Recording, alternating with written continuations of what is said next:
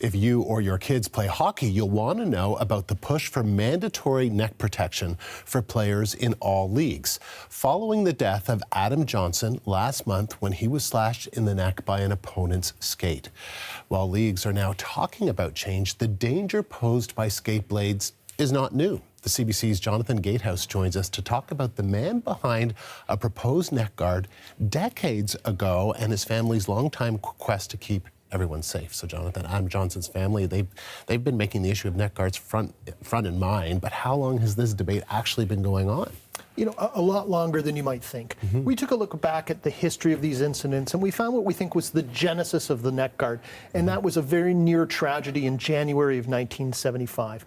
That's when an 18-year-old named Kim Crouch, who was playing net during a game here in Toronto, was involved in a collision as he went out to play the puck. He's 69 years old now, a retired firefighter living in Whitby, Ontario. Here's how he remembers that night. There was a puck entering into our end zone, and as a goalie I raced out, slid on my left side, and as I did, two players jumped over me and one of their skates caught me on the side of the neck, severed my carotid artery. Crouch lost about a third of his blood that night, and he was only saved by the timely intervention of the team trainer.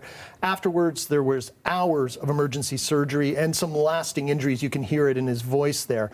But remarkably, he was back on the ice within a couple of weeks and wearing what we believe was the very first hockey neck guard, designed by his father, Ed, and sewn together by a local seamstress. Wow, okay, so was that neck guard very different from what players wear today?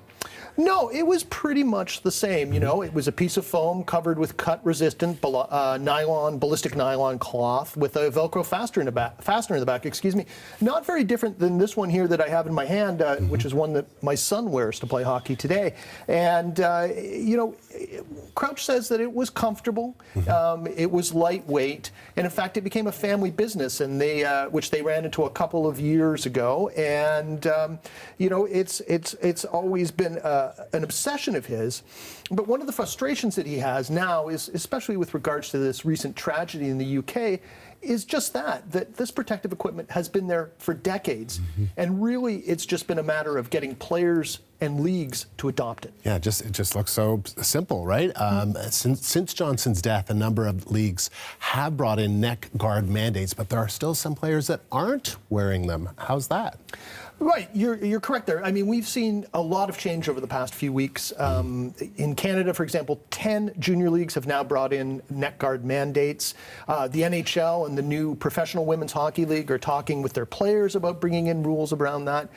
And of course, minor hockey players up to the age of 16 have had to wear them for decades, but there are still gaps, most notably with adult players who play beer league hockey or pickup. But it also seems that there are changes coming for them as well. We spoke with Joey St. Aubin, the president of Canland Sports. They run the biggest adult rec league in the country with 65,000 players across 4 provinces. And he says that this is an issue that is keeping him up at night, and that he believes that changes are coming for Canland players with regards to mandatory neck guards as soon as this spring. All of this pleases Kim Crouch. He says his dad, who passed away about 15 years ago, would have been thrilled to know that his invention was protecting more and more players, even if it's taken 49 years.